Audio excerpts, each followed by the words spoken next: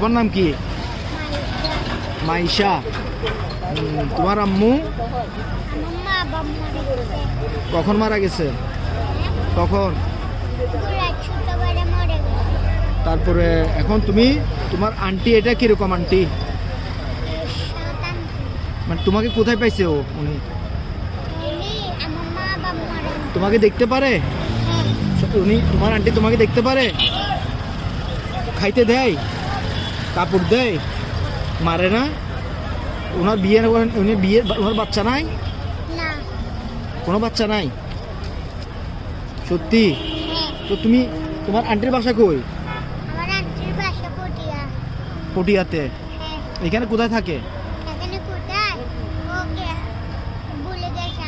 আমি তোমার, আমার গাড়ি আছে, তোমাকে আমি তোমার